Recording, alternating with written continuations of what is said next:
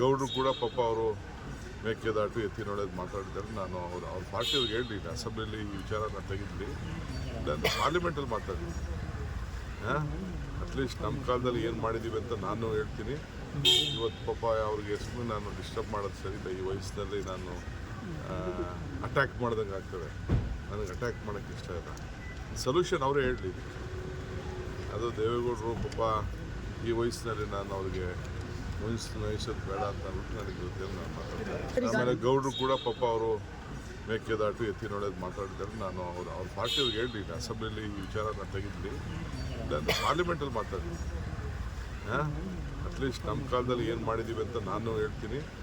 ಇವತ್ತು ಪಾಪ ಅವ್ರಿಗೆ ಸುಮ್ಮನೆ ನಾನು ಡಿಸ್ಟರ್ಬ್ ಮಾಡೋದು ಸರಿ ಇಲ್ಲ. ಈ ವಯಸ್ಸಿನಲ್ಲಿ ನಾನು ಅಟ್ಯಾಕ್ ಮಾಡ್ದಂಗೆ ಆಗ್ತದೆ. ನನಗೆ ಅಟ್ಯಾಕ್ ಮಾಡೋಕ್ಕೆ ಇಷ್ಟ ಇಲ್ಲ. ಸೊಲ್ಯೂಷನ್ ಅವರೇ ಹೇಳಲಿ.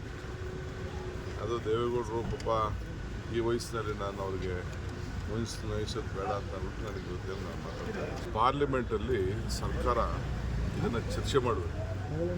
ಇವತ್ತವರೆಗೂ ಚರ್ಚೆ ಮಾಡೋಕ್ಕೆ ಅವಕಾಶ ಕೊಡ್ತಾರೆ. ಅದಕ್ಕೆ ನಮ್ಮ ಎಲ್ಲ ಎಂ ಪಿಗಳು ಇಂಡಿಯಾ ಒಕ್ಕೂಟದ ಎಂ ಪಿಗಳನ್ನು ನೇರ ಪ್ರತಿಭಟನೆ ಮಾಡಿದ್ದಾರೆ. ಯಾಕೆ ಅವ್ರಿಗೆ ಭಯ?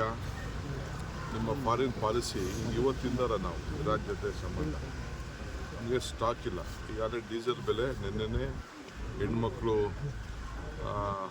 ವರ್ಲ್ಡ್ ವುಮನ್ ಡೇ ದಿನನೇ 60 ರೂಪಾಯಿ ಏರಿಕೆ ಮಾಡಿ ಎಲ್ಲರಿಗೂ ಮಾಡಿದ್ದಾರೆ.